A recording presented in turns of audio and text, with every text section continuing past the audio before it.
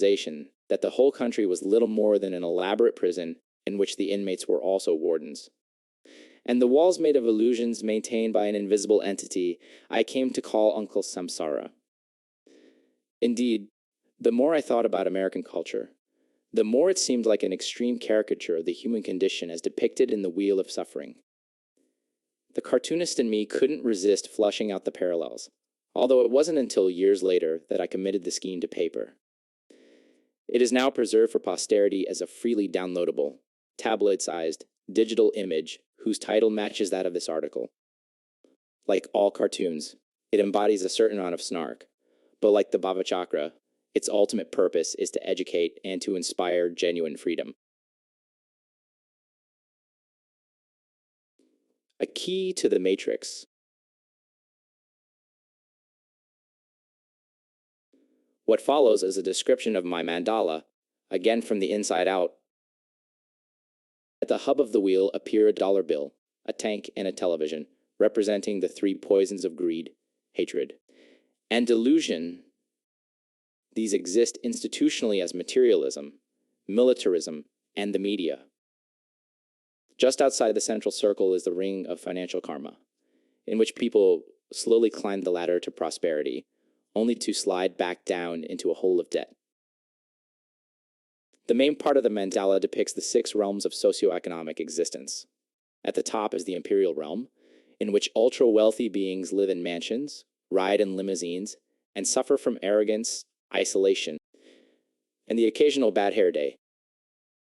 Below and to the left of this realm is that of the imperial wannabes, who abide in sprawling suburban homes, drive expensive cars, and suffer from envy and existential angst.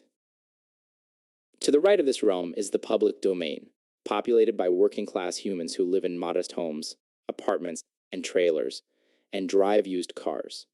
They speak highly of freedom while being severely constrained by desire, fixation, and fear.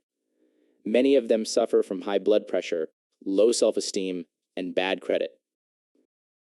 Lower on the ladder lies the animal turf, wherein many creatures are subject to displacement, confinement, and cruelty on the part of humans. Some of them are kept as pets, and often treated much better than beings in the adjacent homeless dimension.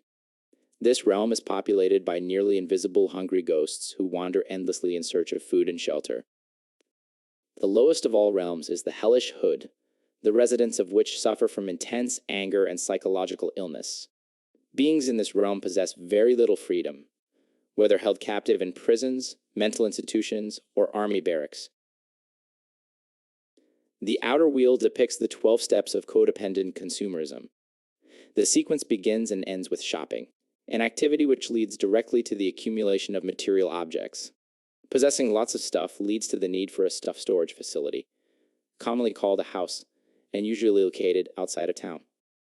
This necessitates having a motorized vehicle with which to transport one's person, groceries, and additional stuff.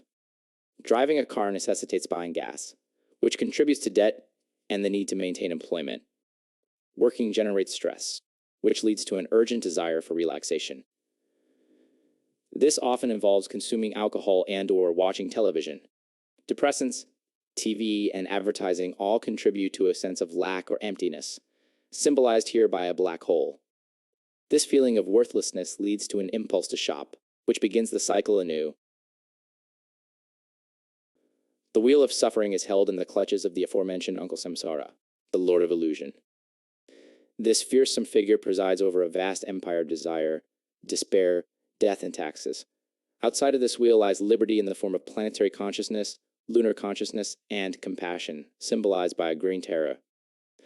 Ultimate freedom is found in the form of cosmic consciousness, wisdom, and peace, symbolized by a meditating Buddha. May all Americans, and all beings everywhere, be happy and truly free.